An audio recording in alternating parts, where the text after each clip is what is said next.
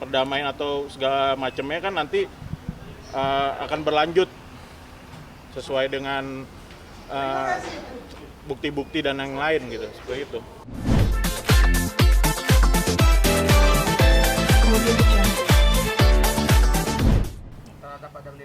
Ya, hari ini saya Maci Ahmad selaku kuasa dari Adam Denny. Hari ini mendampingi klien saya dalam memenuhi undangan klarifikasi atas laporan klien saya pada tanggal 10 Juli kemarin ya. Tadi klien saya menjawab 11 pertanyaan dari para penyelidik ya.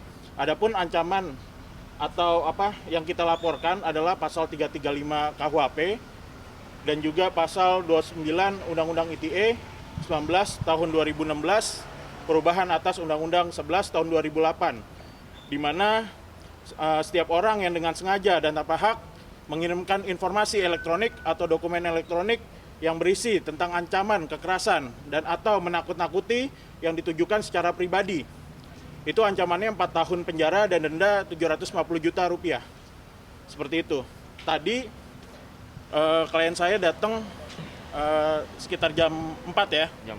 Jam 4 sore dan baru selesai di klarifikasi. Seperti itu. Oke, 11 pertanyaan seputar apa aja?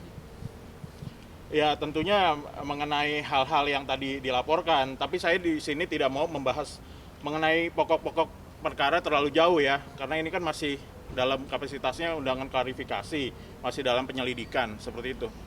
Oke, Dam, apa sih tujuan lo melaporkan Jering sendiri, Dam? Karena kan sebelumnya Jering pernah dilaporkan juga kan? Ya, gitu. siap. Dan sekarang Jering dilaporkan lagi.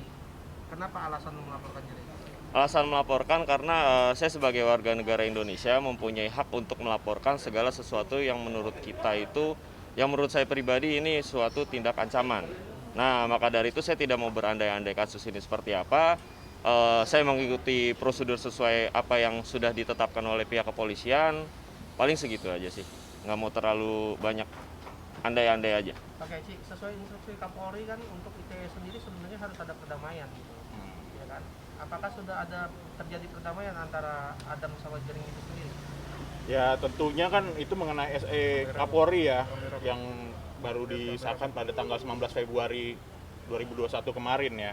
Tentunya dalam laporan itu kan nantinya sekarang ini kan masih tahap klarifikasi atas laporan, masih tahap penyelidikan, dan tadi juga udah diperiksa saksi-saksi dan alat bukti. Nah, nantinya biarkan saja proses berjalan semestinya gitu. Untuk nanti perdamaian atau segala macamnya kan nanti akan berlanjut sesuai dengan bukti-bukti dan yang lain gitu, seperti itu. Tapi Adam sendiri nantinya kan kalau nggak salah dari pihak kepolisian juga akan memediasikan ya Bang ya dalam prosesnya nanti gitu. Dan Adam sendiri tuh siap nggak sih buat maksudnya dipertemukan langsung atau mungkin virtual gitu kalau misalkan Jering tidak bisa didatangkan ke Jakarta gitu. Kalau dari saya pribadi untuk masalah bertemu dengan Jering atau siap atau tidaknya sudah pasti siap. Yang pasti untuk saat ini kalau saya pribadi menyerahkan semuanya kepada pihak berwajib. Mungkin nanti ini ada undangan klarifikasi untuk terlapor saudara IGA alias JRX. Semoga saudara IGA ataupun JRX yang saya laporkan bisa hadir ke Jakarta untuk memenuhi undangan klarifikasi itu. Ya, pada motivasinya, Dam, melaporkan Jering sendiri, Dam? Kenapa? Apa motivasi melaporkan Jering, Dam? Sebagai ini aja lah. Sebagai warga negara, yang tadi saya bilang, saya memakai hak saya untuk melaporkan tindakan yang menurut saya ini pengancaman kepada saya, gitu. Berarti emang Adam merasa terancam gitu dengan ucapan itu? Jelas merasa terancam karena memang dari kronologi awalnya juga saya sudah bingung kenapa saya bisa dimaki-maki dan kenapa saya bisa dituduhkan menghilangkan akun Instagram dari saudara IGA alias JRX. Dan katanya juga istri dari Jering sendiri sudah minta maaf. Ya, sudah meminta maaf dan Iya betul, jadi dari istri saudara IGA alias JRX sudah meminta maaf dan memohon untuk melakukan perdamaian. Maka dari itu sebelum saya memutuskan laporan, saya sudah melakukan mediasi.